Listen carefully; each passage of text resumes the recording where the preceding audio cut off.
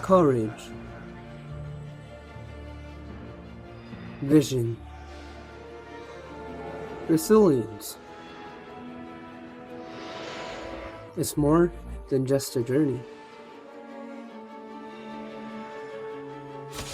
It's a universe of endless possibility, where a single idea can change a man's life, creating new worlds from the ground up. I am Ricky. I'm your guide through the epic stories of Web3 pioneers. Join me and enjoy the podcast. The Tales of Web3. Yo, what is up, everyone? This is Ricky, and today we are here to record the last episode of the Tales of Web3, Season 1. And yeah, we are here inviting Nick White, the epic builder from Celestia, to join us for this epic episode. How are you, Nick? Hey, Ricky, I'm good. I'm excited to talk to you, and I really love the vision for this podcast and just telling kind of the untold stories of builders from a personal perspective. Thank you so much. So yeah, for Tales of Web3, we really wanted to dive deep in the builder's journey about like all these decisions that you made in the past that made you who you are today. Obviously, I heard a lot of like your podcast and do my own research. I know, unlike a lot of people, the Web2 crypto founders are turning into AI. You are actually an AI guy turned into crypto and Web3. Tell us more about that story, right? Starting with Fearless, right? I think then to Harmony and right now Celestia. What are the most important moments for you to realize, okay, this is something that I'm building, but I realize it's not enough. This is something that I wanted to build beyond that to achieve whatever I wanted to achieve in the world. So my journey with AI starts way back, actually. Even in high school, I was fascinated by the idea of self-driving cars and stuff like that. Then when I went to Stanford and I was doing studying electrical engineering, I went specifically into signal processing, and then into this other field called adaptive signal processing, which was basically the origin of neural networks and like learning algorithms. And so I kind of got into AI that way, and just got super fascinated with it, and got a master's degree in a lot of these, studying a lot of these topics. And then when I graduated, I joined Zeroth, as you mentioned, which was an AI focused accelerator in Hong Kong, and that was a really good experience. But as I was, working at Zeroth, I realized, and actually getting into the AI industry, I realized that it was a very centralized industry, frankly, and that if you wanted to do interesting work or research, or even build a startup or a product in AI, you kind of needed to be at like Google or OpenAI or Facebook.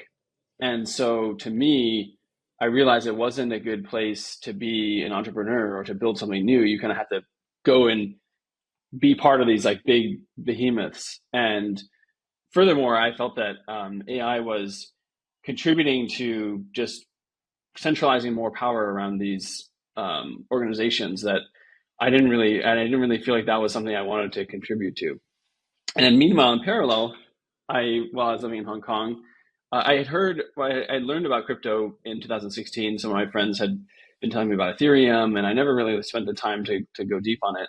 And I read this book that talked about crypto as like this new, and blockchains as this new like technology platform. But all those things started to like click for me a little bit, and I realized I needed to pay more attention to what was going on in this like blockchain and cryptocurrency world. I just hadn't taken it seriously beforehand. And as I learned and like read books, got on Twitter, started reading blogs, started reading white papers, it all started to like crystallize for me that blockchain and crypto weren't some scam or some shady thing, which was kind of that's the average person's perception. Yeah. We often forget that like that's at least the way the mainstream media has portrayed crypto. I mean, like we haven't.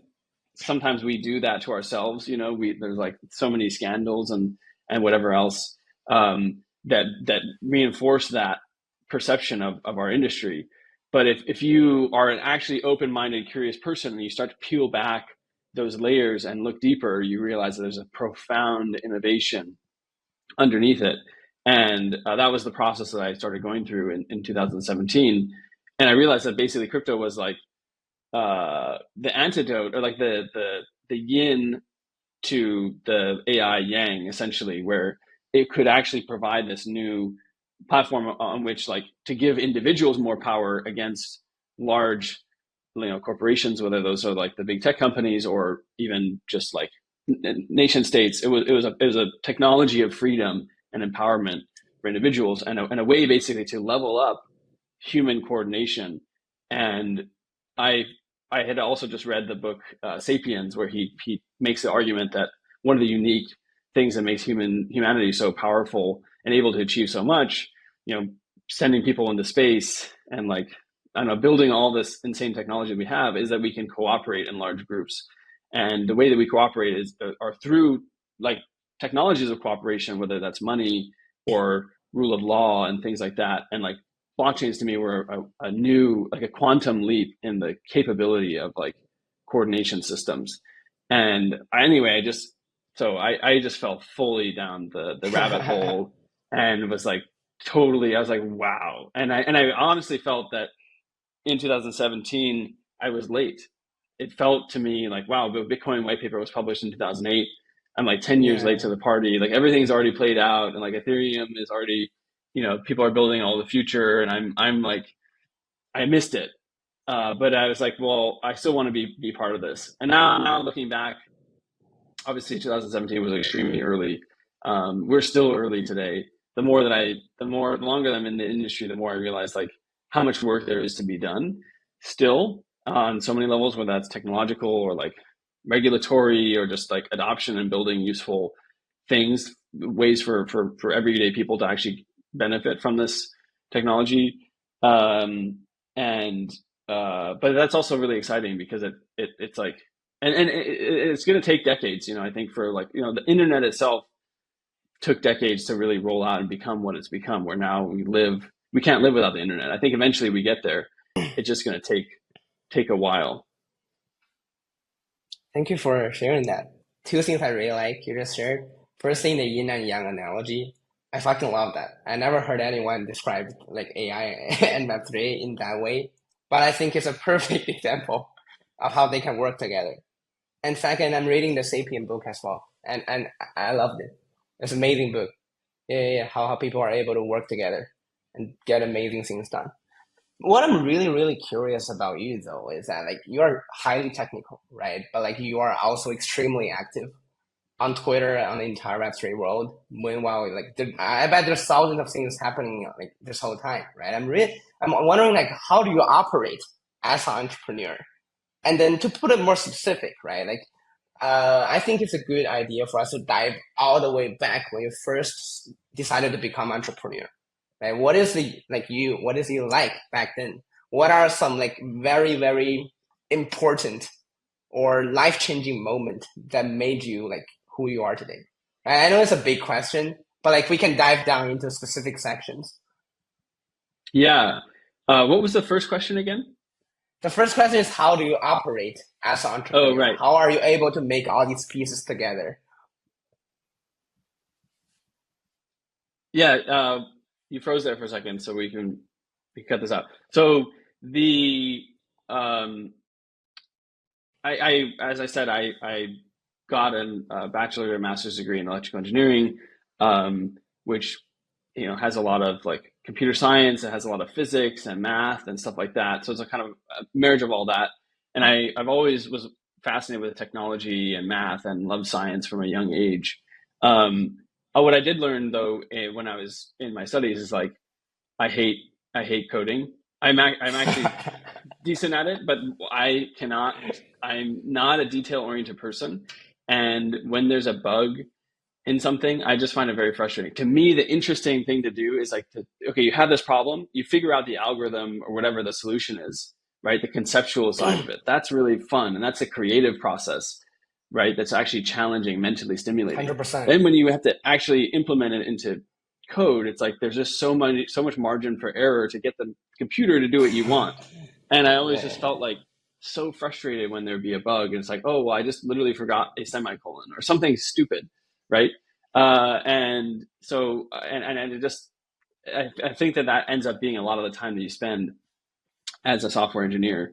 And so what I kind of ended up doing in my career is focusing like more so taking the technical understanding at the conceptual level and going very deep there, and then being able to translate that into normal, like being able to explain that really well, and also being able to communicating it really well, because I think there's often a huge gap, especially in crypto, between what people are building and then what people actually understand. And there's just huge information asymmetry and education gap. So like closing that, I think, is really important.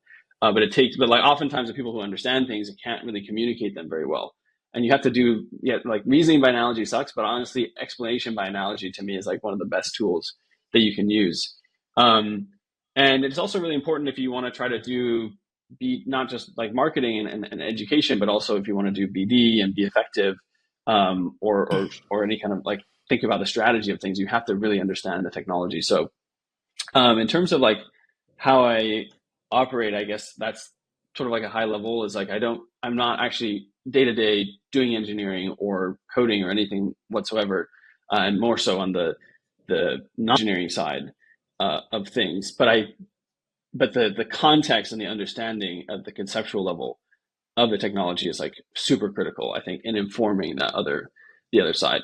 In terms of my journey as an entrepreneur, I feel like I was always a very rebellious kid on some level. Nice. Same. Like, same.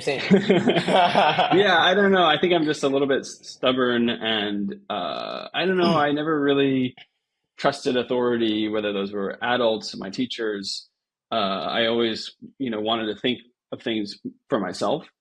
And, sometimes that led to me getting in trouble in school, like, or criticizing teachers when I felt like, this is wrong, or, we should do it a different way. And so I think that that's sort of like just ingrained in my personality. And so naturally, when it came to, and I don't know, I love adventure too, sort of like separately. I just love the concept of like exploring and, figuring out what's out there and trying to find something new, and just like the risk and the challenge of exploration and adventure. And to me, in terms of like career, like the way that you can have the best way to have an adventure is to strike out on your own and explore like a new territory. And I think that that's like doubly true in crypto, because I mean, crypto itself is like in this exploratory phase where we're still like, there's so much uncovered ground, and like, we're at the frontier of something that's really big. And but then even within that, if you're being an entrepreneur and building something new in crypto, like that's it's like an adventure within an adventure. So like I feel like I've just chosen like the maximally adventurous path. And ultimately, like that's the only way I feel like I could thrive, right? And that kind of comes back to the operating part of it, which is I get energy from that feeling of adventure, and that drives me to want to work harder, and it fuels my passion and my energy, and it's like the motivation, and I think that's really critical. Like part of my story is like that when I found crypto is when I really felt like, wow, I have clarity that this is what I want to do in my life. And once you have that, everything changes. But before you have that moment of like, this is the thing it's like kind of like falling in love, I would say, where I feel like it just clicks and you're just like, this is what I want. And everything becomes clear, 100%. and you're no longer working uphill or forcing yourself to do anything. It's all organic and intrinsic coming from within. And it's a completely different, state of mind Experience. and being to Yeah. work from that rather than like, oh, I need to work. Oh, I have to get this done, but I don't really want to. And that was a huge shift for me when I found it. And it took a while, like I discovered that in 2017 when I was, I guess, like 25. So it takes a while. Thanks for sharing that. I feel like for folks out there who haven't found it yet, I think the most important thing is just do not limit yourself from trying out anything. Like once you really hit it, like you just hit. And then like Yes. anything else, like, I really hate the word grinding. Grinding. Like I feel like you're. I really hate it. I feel like if you're doing something you really love that give you like a great sense of like satisfaction, like you don't care if it's like grinding or what. Like you just hustle. I just work until midnight, work like sleep for 4 hours and wake up, continue working because you love it and it's addicting. So also it's rewarding, right? In some ways. But like yeah, thanks for sharing that. I really like that. And I guess I'm really curious about what is the hardest lesson that you have to learn building Celestia? What is the hardest? Hmm. Trying to think. I mean, some of the Probably the hard, most painful ones. The most painful ones. Just give me one. the most painful ones. I mean, I think throughout my journey, and this goes like way back to like even my like very beginning of my career. I think that one of the important things of like is like choosing who you work with and the kind of like culture that you build. And to me, I've just seen a pattern play out over and over again of like one of the most toxic or like damaging things for like for For work starter. is if you ever have to work with someone with like when ego is involved, right, in the Yeah. workplace. I feel like when like ego is a massive sort of like I don't know, blocker to actual work because but if you can build a culture and like a work with people who are low ego, then everything becomes easy. It's like no one takes anything personally. You can give each other feedback. Like no one's trying to compete with someone else and like take credit for their work or 100%. whatever. And you can, I don't know, it's just like everything becomes so much more seamless and easy because it's like I don't you don't have this distraction. And I was also really interested in meditation when I was in college and Buddhism and stuff like that. And like the big lesson there is like trying to get away from the ego. And obviously that's an extremely difficult thing to do. But like the more you can minimize it, the better, essentially. And it's interesting how it's not just a benefit to your personal life and your relationships and your personal life and just your individual being, but it's also, I think, very beneficial and important in the workplace. And sometimes you have to learn that the hard way by working with people who don't represent that, and it makes it like you realize like how that ends up playing out essentially. I feel like yeah, it's a hard lesson, but once you realize that, like in the future, you're gonna spend like 100%, 200% extra effort in like the filtering process, right? You're gonna really, really try hard to find the right people to work with, to put it on your team, and then the culture start to have like a positive flow. So I felt that as well, and I kind of learned that in my years of the journeys in Web2 Web3 as well.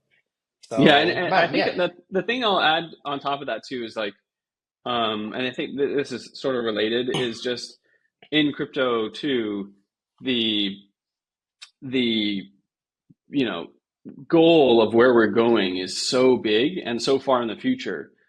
yes. But and so really like I mean I take an extremely long term view of the space and like the work that I do, at Celestia Labs and everything like that.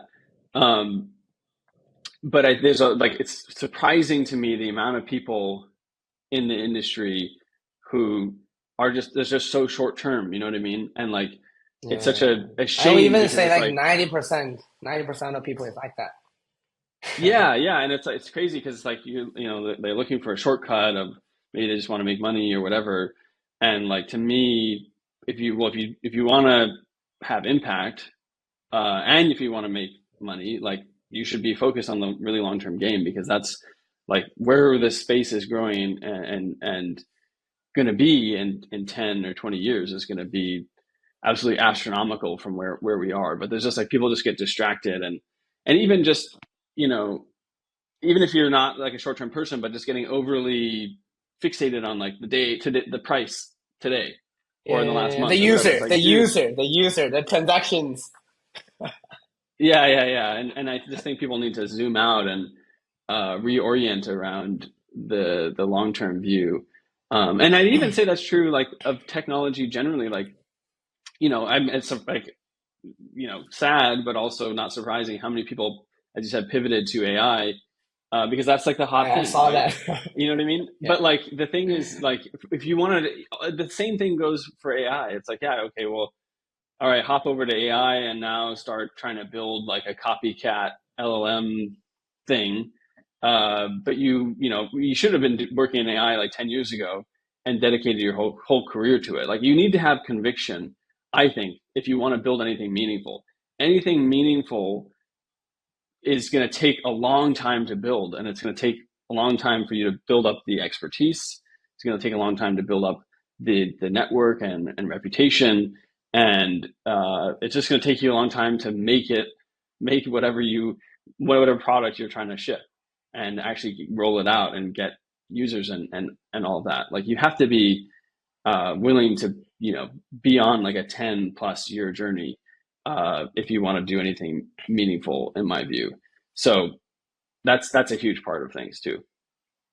I agree with you. Like the way that I think into it is that you see a lot of people they are short term because there is short term benefit, right? Even talking about 10x, 100x short term benefit, but it is really hurtful in the long term because it's become like addicting. You're setting yourself with like a mindset where you wanted to do short term again, again. Eventually, there's going to be one time where it collapses and you lose everything you got. And it's just like a Mm-hmm. really bloody, painful lesson that you have to learn until you start believing, okay, maybe I should become a long term holder. Maybe I should become a long term viewer.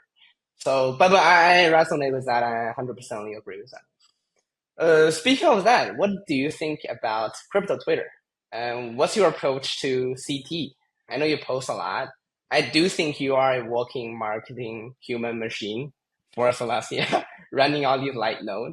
But wanted to hear what's your thought about it and what is your approach?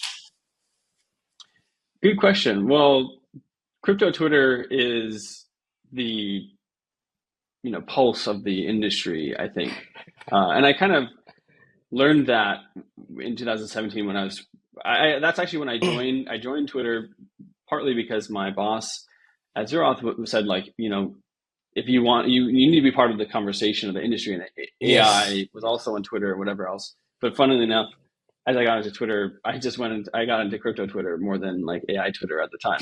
And it's cool because I'd never used Twitter before. I had no idea like what it was, and it was crazy how quickly I could just get sucked in right into like the most interesting conversations with the smartest people on that topic at the time. And it was really I was mostly a spectator essentially for the first few years, and then now with Celestia Labs and building Celestia, like I've become a lot more active in the last few years, and it's been a fun journey, and there's a lot of learnings along the way. But essentially, there has to be there needs to be people behind a project and an organization. Like if it's just a logo, people can't really like, I don't know, they don't Resonate. feel as like, yeah, they don't resonate with it. And I think so. I think it's really important for founders and builders in general to tell the story directly from themselves and their own perspective. And I think that if you don't do that, then there's a gaping hole in like Yes. actually developing your brand and like the perception of whatever it is that you're trying to build. And so I think I've tried to help fill that hole for the Celestia community to some degree.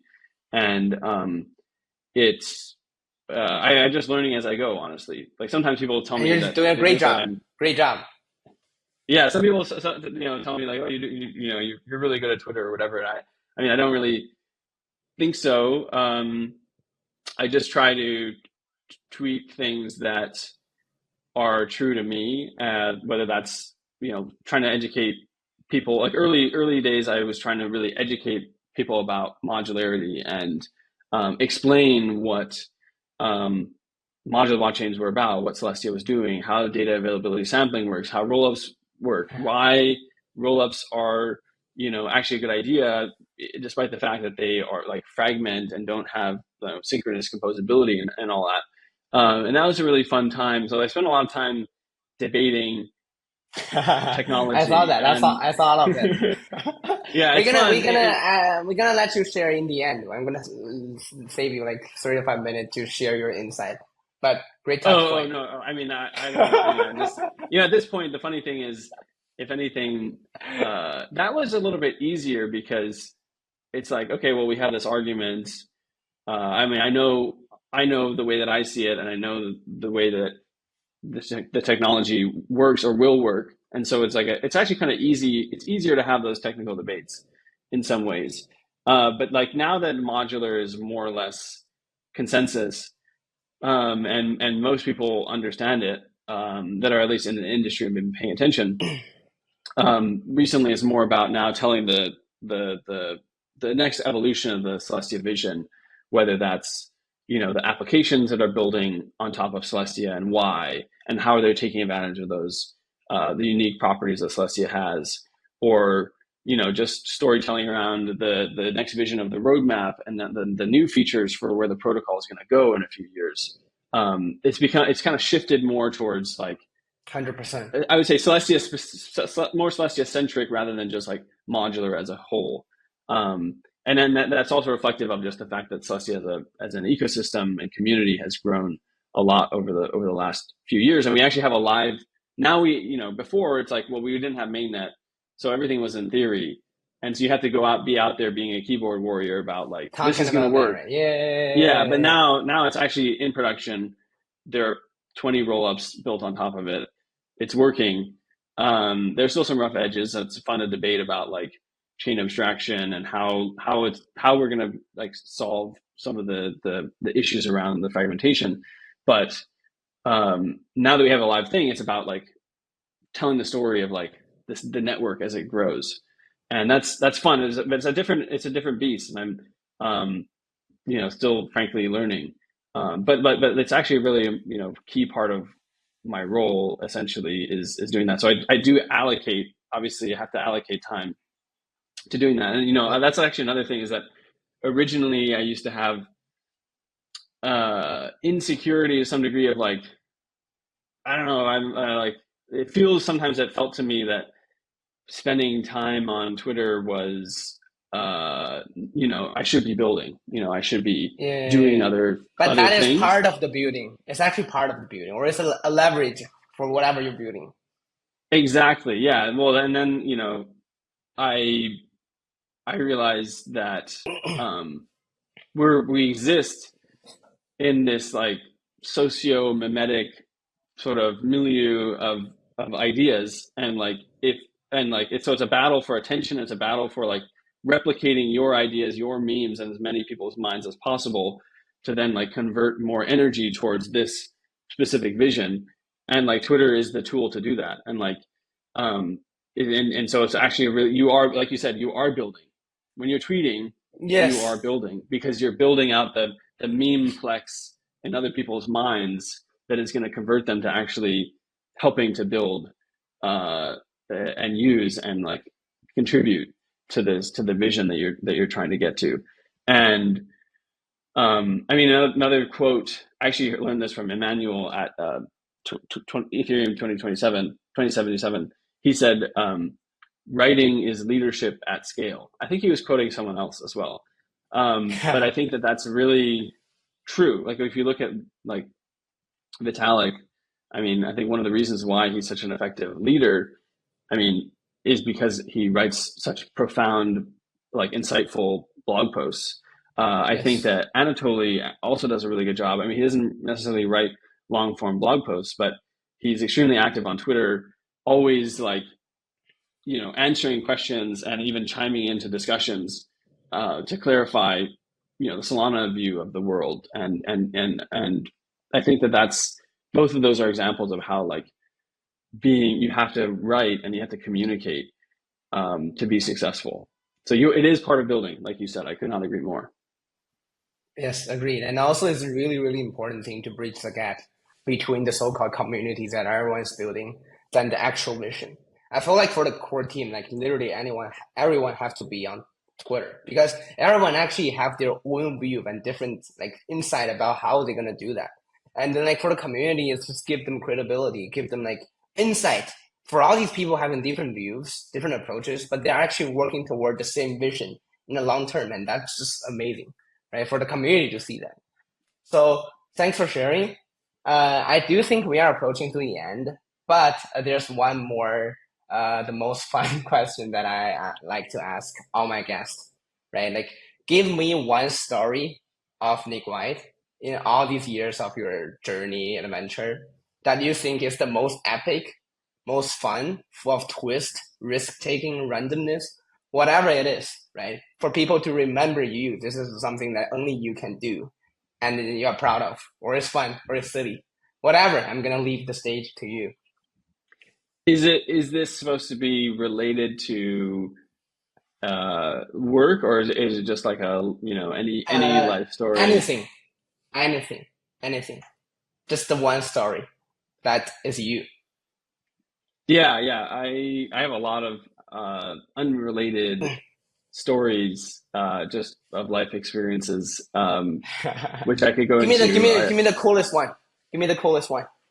Yeah, yeah, yeah. I mean, I have stories of traveling in countries and going to like places that are restricted, and then having being like kicked out essentially by the government. I have a Whoa. story of like I lost my toe was actually severed when I was sailing once, and then sewn back on. So now I still have my toe, but one of the stories, I think one of the stories that I want to share that's maybe Please. illustrative of this like adventure side of my personality is so I'm from Hawaii. I was born and raised here, and I'm part Native Hawaiian. And I was went on this like kayaking camping trip with some of my friends to a very remote place in Hawaii, to this very remote valley. And then we spent the whole day like hiking up in this valley, ending up in this canyon, in this beautiful waterfall thing, and it was just awesome. And there's literally no one else around for miles. And all of a sudden, it started to rain, and then it started to rain really, really, really hard. And Oh then shit. we were like looking at each other, and we realized that we're in a canyon, and there's just you know literally water coming into the valley from all sides. And essentially, before our eyes, and we started just like trying to run down. There's no trail, so we're just running over rocks and over the river with canyon walls on either side. And like the water level just started rising before our eyes, and the water turned brown. And basically, we ended up in a flash flood, like in a matter Oh of my god. minutes. The Oh the my the water level went from just like a nice like babbling brook to a raging like rapid. There were still rocks that you could like hop across, but basically we ended up having to run down, and we would be on one side where there was like a little high ground on the canyon wall, and then we get there, go as far as we could, and we had to go across to the other side. And crossing each time got harder and harder until the point oh where my. it felt like, and honestly, if you fell in, like you would drown, because Oh. there's like, unlike a rapid in place like the continental U.S. where you'd have a rapid and then you have like a calm place. In Hawaii, Yes. it's just a constant rapid, and then there started to be like branches and things going down the river. And essentially, we and it was also getting dark. And so it just was like everything. It was one of the scariest experiences of my life. And we ended up getting down, fortunately, to a place that had enough high ground where we were safe, even as the water Nice. level kept rising. So we ended up spending the night just literally huddling for warmth in the rain, in the mud until the next morning. And by then, the water level had come down a little bit. It was still a little sketchy to get out, but we managed to get home safely. But now I have a whole new respect for the concept of a flash flood, and I even have a And little bit of nature. PTSD. Yeah, I have a little PTSD where like I've since then been hiking in similar situations, similar valleys, and then it starts to rain just a little bit, and I immediately flip on to like survival mode, and I'm like, we got to get out of here. And I start like looking. I'm like looking at like, well, is there a place, that we could like get out of the way? And so that was a pretty powerful experience. Thank you for sharing that. I think that definitely shapes and fully illustrates your adventurous nature in you. And yeah, I really appreciate that. And yeah, so the one last question, like please tell us more about why should people be excited for the next thing, the next big thing of Celestia, and what are some cool stuff on your roadmap? So for people who don't know Celestia is a L1 blockchain that's been designed specifically for a roll-up centric future, meaning that all it does is data availability and consensus. So instead of executing transactions, you just post transaction data there, and the execution, all the applications happen on L2s or rollups above it. And the beauty of this modular approach is that the base layer can be extremely scalable and decentralized and secure, and people can have the full stack customizability to build their applications as a roll up, which you cannot get as a smart contract. And where we are today, we launched about a year ago, October 2023, and we have 20 roll ups that are live now and counting. And upcoming, we just released a roadmap last month that outlines our vision to get to gigabyte Let's blocks. go. Yeah, yeah. We also, I should mention that we have also enabled via data availability sampling this new type of node called a light node. So anyone in the world can verify the Celestia network directly on any kind of device that they have, whether that's a phone or a laptop or what have you. Versus most networks, you can't run a node yourself, and you have to rely on trusted intermediaries to tell you whether the chain is actually valid. And we also have a really exciting list of new chains that are gearing up for launch. In the next few months and into early next year, we have teams like Initia who are ramping up, and they're bringing a whole another suite of like 10 plus roll-ups and applications. We have Eclipse, which is gearing up for their mainnet launch. We have Astria, which is launching something called Flame. Movement. The list goes on and on. So it's a really exciting time because the modular and the Celestia native ecosystem is really starting to pick up, and it's going to, I think, blow everyone away with the kinds of things that people are building. I'll also say that like Celestia, why it matters and kind of what makes it different is we want to be the platform for unstoppable cypherpunk applications, because we believe that crypto and blockchains, the most disruptive, important use cases of blockchains are going to be things that are, empower individuals at the expense of people and institutions who have power now. So whether those are like governments or various institutions. And for that reason, you need to build a platform that is resilient, that is incorruptible, that is, censorship resistant, that is, unstoppable, in a word, in order to make sure that those applications that get built on Celestia, inherit those same properties and can last and survive, be resilient against people trying to take it down and attack them. A very, very well resourced people. So that's why I'm really excited on applications like Prism, which is an end-to-end encrypted messaging application.